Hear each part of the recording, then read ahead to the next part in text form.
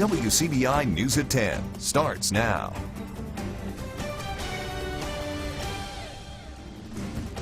Thank you for joining us. I'm Riley Livingston. Webster County Sheriff Tim Mitchell is now in the Lee County Adult Detention Center, but nothing has changed about his case except his location. Lee County Sheriff Jim Johnson says his office was asked to house Mitchell by agencies handling his case. Mitchell has been in the Lafayette County Jail since his 12 felony arrest charges back on December 19th. An arrest has been made in a late December shooting in Starkville. 26-year-old Christopher Evans turned himself into the Starkville Police Department Thursday. Evans had a felony warrant out for his arrest in his alleged role in shooting into an apartment complex on Garrett Road. He is being charged as an accessory. In his initial court appearance today, Evans' bond was set for $50,000. The incident is still under investigation and more arrests may be pending. If anyone has any more information on the incident, call the Starkville Police Department at 662-323-4131 or Golden Triangle Crime Stoppers at 1-800-530-7151. First responders on the scene of an accident say a Vernon, Alabama teen is lucky to be alive after her car slams into a tree. The accident happened today just after 3 p.m. in Caledonia. The unidentified 18-year-old female was traveling west on Highway 12. Family members on the scene say she was headed to Columbus from Vernon, Alabama for work. First responders believe the wet weather caused her car to hydroplane and spin around before slamming into a tree on the passenger side.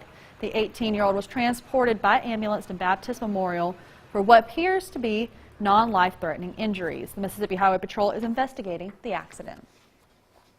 People who knew 2 men who died in Democratic donor Ed Buck's West Hollywood apartment gather for a vigil outside the building where both were found dead. Here's the story. Arrest Ed Buck! Arrest Ed Buck! Anger and outrage outside this West Hollywood apartment. Every year, Letitia Nixon comes to honor her son, Jamel Moore, on his birthday weekend. This year, she's also honoring a second gay black man who died in the same apartment in the company of the same man, prominent Democratic donor Ed Buck. We shouldn't even be here. We should not even be here. There shouldn't even be a second victim.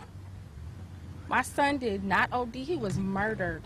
Earlier this week, 55-year-old Timothy Dean died at the complex on Laurel Avenue. The medical examiner has yet to determine the exact cause of death, but those here see a striking similarity to the July 2017 death of 26-year-old Jamel Moore. Buck was never charged, and investigators at the time said they didn't find any evidence a crime had been committed. That Buck isn't stopped. It's going to happen again. He's a drug addict. He's not going to stop. He's going to continue. He has a problem. He's a drug addict. Buck has denied any wrongdoing in both cases. This week, his attorney told us Dean was a longtime friend and added Buck was sober and didn't provide Dean with any drugs. But Dean's current and former roommate both say they never knew him to use narcotics.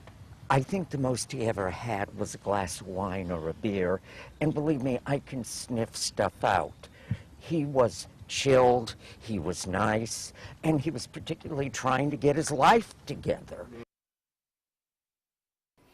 The president unleashed a tweet storm today on the shutdown and an explosive report that the FBI investigated him as a possible Russian agent. Errol Barnett is at the White House. In a series of tweets this morning, President Trump defended himself against the New York Times report, which claimed the FBI investigated whether the president was a Russian asset or potential threat against American security after he fired FBI Director James Comey in May of 2017. CBS News has not independently confirmed that report. I was going to fire Comey. My decision. But the New York Times says it was President Trump's own public statements connecting the Comey firing to Russia which raised concern among agents. When I decided to just do it, I said to myself, I said, you know, this Russia thing with Trump and Russia is a made-up story. The president insisted today his, quote, firing of James Comey was a great day for America. Absolutely ludicrous. In an interview airing tomorrow on Face the Nation, Secretary of State Mike Pompeo said he rejects the New York Times allegation. The idea that's contained in the New York Times story that President Trump was a threat to American national security is silly on its face and not worthy of a response. From the White House, Press Secretary Sarah Sanders called the Times claim absurd and said Comey is a disgraced partisan hack. The former FBI director sent this tweet today, quoting President Franklin Delano Roosevelt, quote, "Judge me by the enemies I have made." Now, all of this leads to Special Counsel Robert Mueller, whose team has made no public comment on the extent of its investigation. But Mueller's team has secured the indictments of 3 associates of President Trump, and the grand jury used to secure those indictments just received a 6-month extension to keep working. Errol Barnett, CBS News, the White House. It's now time for a first look at our forecast with meteorologist Jacob Riley. What's it looking like out there, Jacob? Hey Riley, it's still a bit of a mess out there. We're currently sitting in the lower 50s, 52 Starkville, 52 GTR Airport, 47 there in Winona. It's a little warmer actually than what it has been over the past couple of hours. We have this line of sprinkles continuing to push to the east. It's approaching the Highway 45 corridor. It will continue to push east as we go overnight. We have picked up a little over ½ an inch here in Columbus. Those amounts vary between 1/3 of an inch to 3/4 of an inch across the area. And over the next couple of days, we are going to remain dry, but those highs, Riley, dropping down back into the 40s on Monday. We will see some sunshine next week, though. I'll have more on that coming up a little later in the show. Thanks, Jacob. Financial literacy was the goal of a workshop in West Point this morning. The Clay County Alumni Chapter of Delta Sigma Theta Sorority sponsored the event. Wilma Peterson from Mississippi State University's Institute for Market Studies was the featured speaker. Topics included how to write a check, creating a budget, and improving your credit score. DST member Janice Andrews says the new year is a time when most people plan to take charge of their personal finances. So it was the perfect time for today's workshop. I'm hoping that everybody be aware of their finances, where you are. You know, sometimes it may be a little sad when you realize you may not have any money to where you want to accomplish. And, you know, because right now, everybody needs to be aware of creating a budget. So if nothing else from this workshop, for everyone to be able to create a budget, to know what they have and what they're trying to accomplish with their budget. The Clay County Alumni Chapters host monthly workshops on a variety of topics from September to February. The Jim Henson Imagination Unlimited exhibition opened up to the public today at the Mississippi Arts and Entertainment Experience building in Meridian. Our Cash Matlock spoke with the exhibit administrators as well as family members of Jim Henson and has more on what makes this exhibit so special and why it's important for our state. Jim Henson is best known for his classic children's TV programs and movies like Sesame Street, The Muppets, The Dark Crystal, The Labyrinth, and more. The current exhibit featured at the Mississippi Arts and Entertainment Experience building in Meridian is a tribute to the Mississippi native's legacy. In the Henson exhibit, you're going to see over 20 original puppets. You're going to see sketches from early work and then work that he was developing at the time of his death. Now the Jim Henson exhibit is a full-on interactive exhibit where visitors can not only create their own puppet show, they can create their own puppets. I think whenever we show my father's work, we want people to be inspired. We want them to be inspired to create themselves. We want to set it out so that they can see that you too can build puppets. You too can create new work. You too can use your imagination to do something new, something different. Jim Henson's daughter, Cheryl Henson, says Kermit the Frog reminds her of her father. I think with puppetry that the puppeteer's personality comes out more than being based on an outside person. And so when I look at my father's different characters, I see different aspects of him. And the one that reminds me of my father the most is Kermit. And exhibit administrators say they want the new exhibit to inspire Mississippians. You know, so many negative thoughts and images about our state around the country and the world, frankly, that this really showcases who we are as a people and gets to the heart of who we are as a people. Jim Henson may have died in 1990, but his work lives on. In fact, Sesame Street just celebrated their 50th season of production, and the Jim Henson Company has a few new projects on the horizon. We have a Netflix series, a 10-part series that is a prequel to The Dark Crystal. Dark Crystal, Age of Resistance on Netflix coming up. It's probably the most exciting puppet production happening. The exhibit started today and will last until May 4th. For more information on how to visit the Jim Henson exhibit or the Mississippi Arts and Entertainment Experience, you can visit our website at wcbi.com. A Tupelo woman finds the man of her dreams who in the process helps give her a unique perspective on life. More on that after the break. Many women grow up dreaming about meeting the man of their dreams. One Tupelo woman found that the man of her dreams would give her a unique perspective on life. WCBI's Chad Groening talked with the couple and has more. Eric and Kendra Knox got married this past September and celebrated their union with a very special first dance. Eric has been a paraplegic since age 15 when he was involved in an auto accident. Things were tough for a while, but it led him to a career as an occupational therapist helping others. And then he met Kendra. Honestly, I was kind of a little apprehensive to the idea of marriage at first, and I didn't see any other girls out there that I felt really felt the same way about marriage as I did.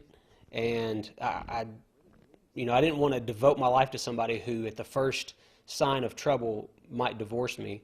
But Eric knew she was the right one and proposed during a hot air balloon ride over the skies of Memphis. I would never have imagined in a million years that God would have me marry a man who was in a wheelchair.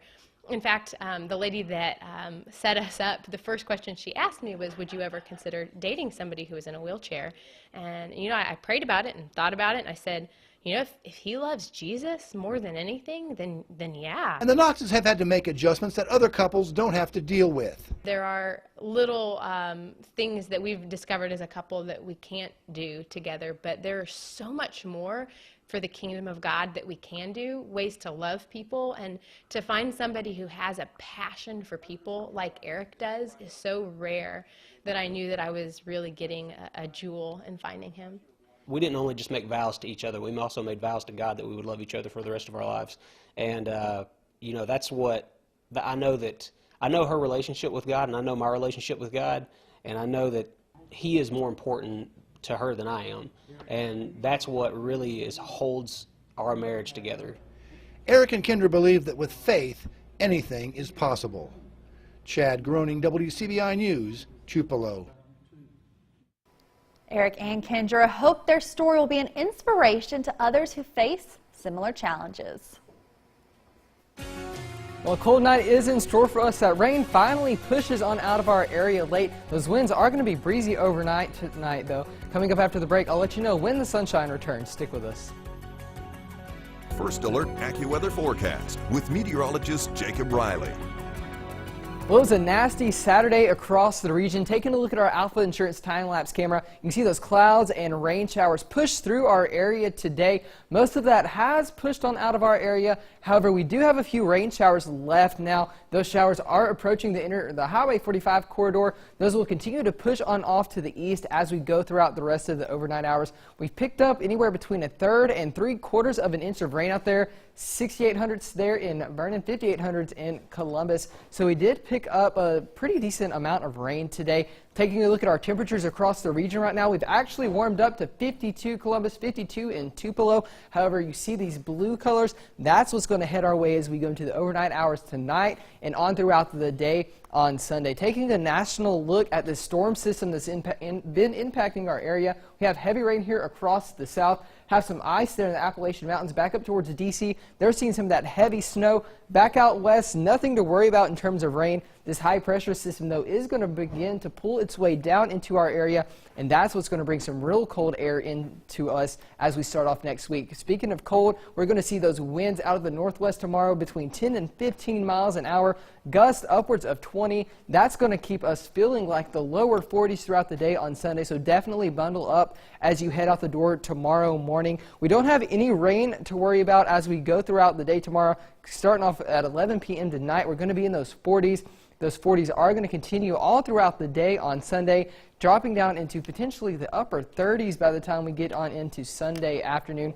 So Sunday is looking chilly. We're going to struggle to hit a high of 51 Columbus, 48 in Amory, 46 degrees up there in Pontotoc. Going to keep those clouds around. We could see a few sprinkles, but we're not looking at any heavy rain like we saw today. Now, as we head on into next week, we are going to watch those winds shift from the southwest. Don't think we're going to have to worry about these rain showers that this particular model is bringing up, but all that is showing is that we're going to see an increase in moisture, which is going to allow for our temperatures to get a little bit warmer. So as we head on into next weekend, we're going to have those warm temperatures, and then we're going to have a heavy rain system begin to move into our area Thursday, Friday, and on into Saturday as well. So taking a look at your 7-day forecast, starting off cold there for Sunday and Monday. Highs only in the 40s there for Monday, 60s by Thursday and Friday, just in time for that rain to return to your forecast. Riley?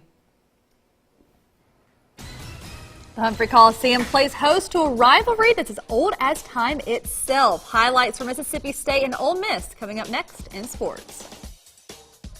CBI Sports with Courtney Robb. It was only a season ago that not only did Ole Miss not have a single ranked win, they didn't have a single SEC win. Now the Rebels have 2 upsets and a 3-0 conference streak to follow it. And a back-and-forth battle this afternoon between the Rebels and the Bulldogs in Starkville. Ole Miss, who was picked at the bottom of the conference before the start of the season, would quickly rise to the top. Now let's get to some rivalry hoops action in Starkville. The Rebels taking on the 14th ranked Mississippi State Bulldogs. Mississippi State breaking the press early. Lamar Peters slick pass to Nick Weatherspoon for the easy 2 points. But the Rebels always had an answer back. Back and forth ball game early. 6 lead changes in the first, the one-hand jam there by Olenichek was good enough. And it would just be a back-and-forth battle all night long. Here we have when Weatherspoon to get it in there. It was a good job going on all game long, but a back-and-forth battle nonetheless. Getting inside here from Peters. He pulls up, gets it to go. And it would be just back and forth all game long. MSU would lead as much as 11 at halftime, and there Tyree driving hard to the hole, gets the contact and one. The defense would lead to some offense. A nice pass from Peters to Abdul Adu, but gets rejected by Blake Hinson, and the Rebels out on the break. Devontae Schuler capitalizing, gets the triple there. The Bulldogs cut the lead to 2 at halftime. And out of the break, the Bulldogs hit back hard. Lamar Peters misses, but Adu corrals the offensive board and puts it in with authority. The Bulldogs go up by as much as 9. And again, Ole Miss answering back. Blake Hinson draining the triple, and then KJ Buffin getting on to Hinson, and he's on fire. Drains yet another shot, and one more time in transition, a crazy pass. The Rebels get it. Tyree to Hinson, and bang, 16 second-half points for Hinson gives the Rebels an 8-point lead. The Dogs would stop the bleeding. Cross-court pass to Eric Holman. Don't foul the shooter. Holman makes the Rebels pay with the one triple, and the Rebels would miss the free throw, Dogs down by 3 with 1:30 left. Peters finds Nick Weatherspoon on the inbound, cold as ice, and a game-time triple would be 77 for all. And Bruce Stevens getting into some trouble. Somehow, though, finds Bree and Tyree with ice in his veins, sinks the tough left-hand layup for the lead. And that would pretty much do it. Ole Miss stuns Mississippi State 81-77. The Rebels pick up back-to-back top 15 wins. The Bulldogs fall 0-2 in SEC play. After the Vanderbilt game, how we handled Auburn, after that emotional win against Auburn, how our guys came out in practice and paid close attention to detail. I mean, we're in a hotel ballroom this morning at 7 o'clock, and these guys were bright-eyed and paying attention right to the scout. And so the only thing I can tell you, I can let you know in practice, and I can let you know in about 15 minutes of how our team's going to respond. Every day we feel like we are a national team. We should be one of the best. We should be in all the best games, and we're one of the better teams in the nation. As long as we carry that attitude, we should be okay. Today we were really emotional, and because of in the rivalry, and we were showing almost too much emotion, being too high, being too low when things are going well, and you got to be more even keel with our emotions. If we know how good we are, we know we're going to continue to work hard. We're going to stay uplifted and practice hard, and Coach Allen's going to do a good job with us. If you want more basketball action, then we've got it. Highlights from high school tournament championships coming in hot next in sports. Stick with us. In Aberdeen, the Bulldogs facing Amory in the Monroe County tournament earlier tonight. And early on for Amory, Jay Hampton finds Isaiah Thompson, drains the mid-range jumper, and the Panthers get an early lead. Aberdeen now, Jaquette Young finds Solomon Foster, drives the baseline and scores for 2 on the inside.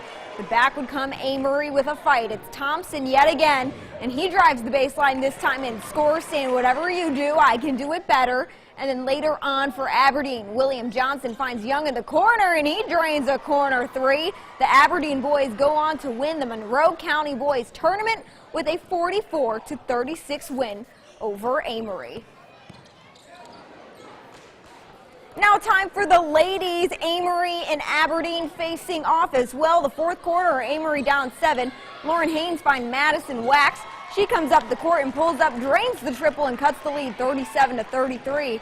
Aberdeen's turn. Jemiah Hoskins gets the ball, drives the baseline, misses, but Jasmine Braylock gets the rebounds. She misses, and Talika Logan gets it for the putback and the score for 2. Later on for Aberdeen, Hoskins driving to the rim.